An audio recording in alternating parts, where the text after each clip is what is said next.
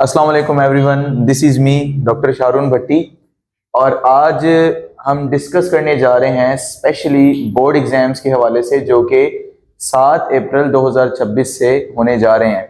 जैसा कि आप सबको पता है कि सबसे पहले जो बोर्ड है सिंध का वो 9th मैट्रिक के एग्जाम लेता है। तो आज हम डिस्कस करेंगे कि 9th मैट्रिक के जो बोर्ड के जो एग्जाम्स होने वाले हैं वो किस तरह से होंगे, उनका पैटर्न क्या होगा, तैयारी कैसे करें, पेपर को अटेम्प्ट कैसे करना है, कौन कौन से टॉपिक्स आने चाहिए, इन सब चीज़ों के हवाले से हम डिस्कस करेंगे।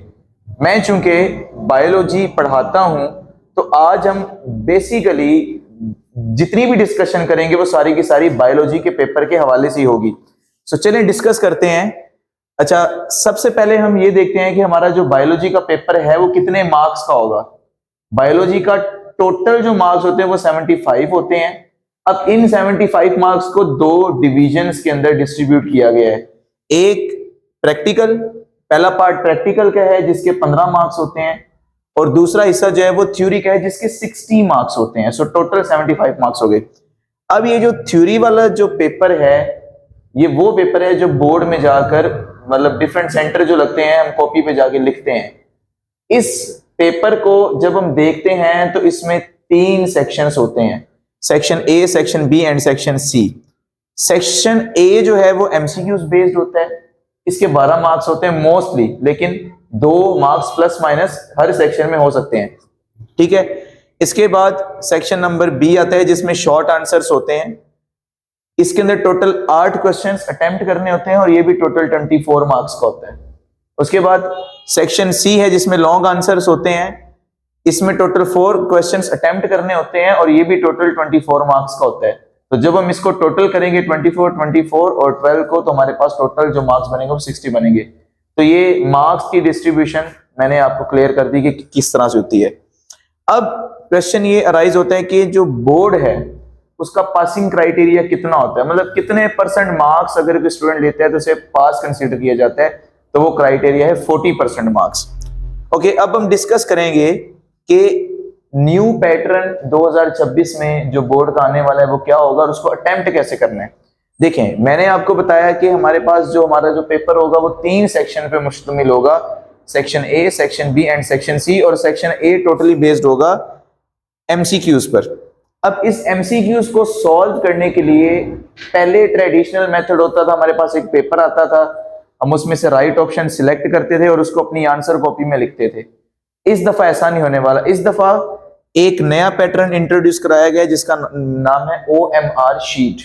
एमसीक्यूज आपके पास जो पेपर आएगा, क्वेश्चन बुक अलग होगी, एक अलग से आपको शीट प्रोवाइड की जाएगी जिसमें आपने क्या करना है, आपके पास एक पेज होगा जिसमें क्या होगा, इस तरह से ऐसे करके ऑप्शंस लिखे होंगे A, B, C and D और इन सब के नीचे सर्किल्स बने होंगे।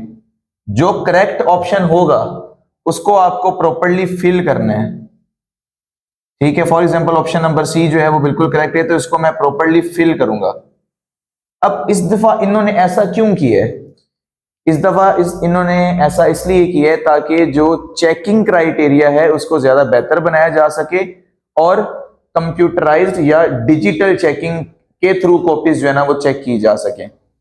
अब सेक्शन ए तो मैंने आपको क्लियर कर दिया किस तरह से आएगा और उसको अटेम्प्ट किस तरह से करना है। अब सेक्शन बी और सेक्शन सी की बात करते हैं। कुछ बोर्ड ऐसे हैं जो अभी तक ट्रेडिशनल मेथड पर ही हैं और कुछ बोर्ड्स ऐसे हैं जो मॉडर्नाइज्ड हो चुके हैं, वो भी डिजिटल चेकिंग की तरफ आ चुके हैं। इस दफा सुनने में ये आ रहा है कि इस दफा बोर्ड का पेपर जो लिया जाएगा वो न्यू मेथड्स के अकॉर्डिंगली लिया जाएगा, जिसमें आपको जो आंसर बुक दी जाएगी उसमें बॉक्सेस बने होंगे, उसके साथ QR कोड स्कैन का ऑप्शन भी दिया जाएगा। आपको उसी बॉक्स के अंदर अपना जो आंसर है वो लिखना है। उसके बाद क्या होगा कि डिजिटल चेकिंग के थ्रू वो भी चेक किया जाएगा ताकि एक्यूरेसी ज्यादा से ज्यादा जो है ना वो की जा सके। सही। अच्छा, अब हमने पैटर्न समझ लिया कि पेपर आएगा कैसे। अब इनको अटेम्प्ट कैसे करना है। अटेम्प्ट करने का तरीका ये है कि मोस्टली स्टूडेंट समझते हैं कि अनसॉल्व पेपर सॉल्व कर लिया, बुक के पीछे की एक्सरसाइज पढ़ ली तो हमारा पेपर हो जाएगा। लेकिन इस दफा बोर्ड ने इंट्रोड्यूस कराया है कि रट्टे से हटकर वो कॉन्सेप्ट बेस्ड लर्निंग की तरफ आ रहे हैं, यानी कि वो जो क्वेश्चन पूछेंगे वो कॉन्सेप्चुअल्स होंगे, उसमें कॉन्सेप्ट लिया जाएगा, उसमें ये देखा जाएगा कि स्टूडेंट कितने अच्छे तरीके से उस सवाल का अपने कॉन्सेप्ट के मुताबिक जवाब दे पा रहा है। तो हमें इस चीज पे सबसे पहले फोकस करना है कि हमने कॉन्सेप्ट बेस्ड लर्निंग की तरफ जाना है। दूसरी चीज, जो क्वेश्चंस आएंगे वो बुक के अंदर मौजूद जो टेक्स्ट है, जो लेसन है, उसमें से भी आ सकते हैं। सेकंड, बुक के लास्ट में जो एक्सरसाइज दी गई है उसमें से भी आ सकते हैं। अगर हम बात करें एमसीक्यूज की, तो एमसीक्यूज ज्यादातर बनाए जाते हैं बुक के लास्ट में जो समरी दी जाती है उससे, क्योंकि वो टू द पॉइंट्स लिखे होते हैं। अच्छा, दूसरा, हम जब लेसन पढ़ते हैं तो हम देखते हैं कि कुछ टेक्स्ट होते हैं, ऐसे कुछ पैराग्राफ होते हैं जो एक बॉक्स में बंद होते हैं, जिसके ऊपर स्पेशल रीडिंग मटेरियल या एक्स्ट्रा रीडिंग मटेरियल इस तरह से ऐसे करके हेडिंग दी जाती है। ठीक है, तो हम जो है ना उनमें से भी एमसीक्यूज जो हैं वो आ सकते हैं। अच्छा, दूसरी चीज कि बुक के अंदर अक्सर हम देखते हैं कि कुछ सेंटेंसेस बोल्ड हुए होते हैं या कुछ वर्ड्स होते हैं वो बोल्ड हुए होते हैं, हाईलाइटेड होते हैं, वो भी एमसीक्यूज में आ सकते हैं। इसके साथ साथ जो की डिफरेंसेस होते हैं वो भी आ सकते हैं। ठीक है, अब हम बात करते हैं कि सेक्शन बी जो है वो किस तरह का होगा, सेक्शन बी को किस तरह से हमने अटेम्प्ट करना है। फॉर एग्जाम्पल के सेक्शन बी में अगर कोई क्वेश्चन आ रहा है तो सबसे पहले हमने कोशिश करनी है कि 3 से 5 लाइनों के अंदर हम उस सवाल का जवाब दें, क्योंकि सेक्शन बी का एक सवाल 3 मार्क्स का होता है। ठीक है, तो 3 मार्क्स के हिसाब से 3 to 5 लाइंस इनफ है। उसके बाद अगर कोई सेक्शन बी में कोई डिफरेंस आ जाता है, फॉर एग्जाम्पल कहा जाता है कि difference between sexual and asexual reproduction, difference between prokaryotes and eukaryotes, तो उसमें स्टूडेंट्स क्या करते हैं, पैराग्राफ फॉर्म में लिखते हैं। ठीक है, पैराग्राफ फॉर्म में पहले प्रोकैरियोट्स का पॉइंट लिखा, फिर यूकैरियोट्स का लिखा, या पहले खाली प्रोकैरियोट्स के बारे में लिख लिया, फिर यूकैरियोट्स के बारे में लिख लिया। ये एक गलत अप्रोच है। डिफरेंसेस को अटेम्प्ट करने का जो बेस्ट तरीका है, जो मैक्सिमम मार्क्स लेके दे सकता है, वो यही है कि हम टेबल बनाएं, एक तरफ प्रोकैरियोट्स के पॉइंट लिखें, एक तरफ यूकैरियोट्स के पॉइंट लिखें। और इस चीज का भी ख्याल रखें कि अगर प्रोकैरियोट्स का पहला पॉइंट 3 लाइनों पे आ रहा है और यूकैरियोट्स का पहला पॉइंट चाहे 1 लाइन पे आ रहा है, तो दूसरा पॉइंट हमने जो स्टार्ट करना है उन दोनों की लाइन से सेम हो। ऐसे नहीं हो कि आपने पॉइंट्स की जो लाइनें हैं वो ऊपर नीचे कर दी हैं, तो इस तरह से जो चेकिंग करने वाला होगा उसको पता होगा कि ये बच्चा जो है ना, इसको कॉन्सेप्ट नहीं आता कि पेपर कैसे अटेम्प्ट करते हैं। अब हम आते हैं कि सेक्शन सी के अंदर क्या करना है। सेक्शन सी में आमतौर पे लॉन्ग क्वेश्चंस होते हैं, 6 मार्क्स का एक सवाल होता है, कभी कभी 10 मार्क्स के 3 भी आ जाते हैं। ठीक है, ये डिपेंड करता है पेपर डिजाइन किस तरह से हो रहा है, लेकिन होता टोटल 60 मार्क्स का ही है। बहरहाल सेक्शन सी के अंदर हम देखते हैं कि ऐसे क्वेश्चंस होते हैं जिनमें डायग्राम्स मौजूद होते हैं। अक्सर स्टूडेंट्स एक सबसे बड़ी गलती करते हैं टाइम बचाने की वजह से, क्योंकि बोर्ड के अंदर सिर्फ और सिर्फ 2 घंटे आपको दिए जाते हैं पेपर के लिए, तो टाइम बचाने की वजह से वो डायग्राम्स को स्किप करते हैं। लेकिन डायग्राम बड़े अहम होते हैं, डायग्राम फर्स्ट प्रायोरिटी हमारी होनी चाहिए, फर्स्ट रूल हमारा जो है वो डायग्राम्स को होना चाहिए, क्योंकि अगर हम डायग्राम बनाते हैं तो 2 से 3 मार्क्स हमें एक्स्ट्रा उस चीज के मिलते हैं। अच्छा, दूसरी चीज, डायग्राम्स बनाने कहां पर हैं? डायग्राम्स आप पेपर के राइट साइड पर बना सकते हैं, और कोशिश करें कि क्योंकि आंसर काफी ज्यादा लेंथी होता है तो उसको हम क्या करें कि लॉजिकल पार्ट्स में हम उसको डिवाइड करें और हर एक पार्ट की एक अलग से एक हेडिंग दें। तो ये तो था कि हमने पेपर अटेम्प्ट किस तरह से करना है, किस तरह से आएगा, ये सब कुछ। अब बीइंग बायोलॉजी टीचर, अक्सर स्टूडेंट जो है वो मैसेज करते हैं, पूछते हैं कि सर कौन से टॉपिक्स पढ़ें ताकि हम जो है वो पेपर की तैयारी कर सकें। देखिए, पेपर जो है ना वो कहीं से भी आ सकता है, लेकिन most important topics according to me वो ये हैं जो हाई प्रायोरिटी रखते हैं कि वो एग्जाम में आ सकते हैं। ठीक है, सबसे पहले जो चैप्टर नंबर 1 है उसमें ब्रांचेस हमें मिलती हैं, उसमें हमें डेफिनेशंस वगैरह मिलती हैं, तो उसको हमने अच्छे से फोकस करना है। दूसरा, उसके बाद हम चैप्टर नंबर 4 पे आते हैं जो कि सेल एंड टिश्यू है। ठीक है, उसमें हम देखते हैं कि प्लाज्मा मेम्ब्रेन का फ्लूइड मोज़ेक मॉडल है, हमने उसको जो है वो अच्छे से पढ़ के जाना है, उसका डायग्राम भी हमने पढ़ के जाना है। ठीक है, इसके साथ साथ सेल ऑर्गेनेल्स हैं, उसको भी अच्छे से देखना है, और इसके साथ साथ प्रोकैरियोट्स और यूकैरियोट्स में जो डिफरेंस है उसको भी हमने अच्छे से देखना है। इसमें से एमसीक्यूज भी आ सकते हैं, इसमें से शॉर्ट आंसर भी आ सकते हैं, ये लॉन्ग आंसर भी आ सकते हैं। अच्छा, उसके बाद हम आते हैं चैप्टर नंबर 5 पे, सेल साइकिल पे, उसमें मेन फोकस जो है वो माइटोसिस और मियोसिस पर होना चाहिए। इन दोनों में डिफरेंस क्या है ये हम डिस्कस करेंगे, और इनके स्टेजेस कौन से हैं इस पे भी फोकस करेंगे। अच्छा, उसके बाद क्रॉसिंग ओवर का जो टॉपिक है वो भी हमें अच्छे से पढ़ के जाना है ताकि हम इस चैप्टर में से भी कर सकें। उसके बाद चैप्टर नंबर 7 है बायो एनर्जेटिक्स।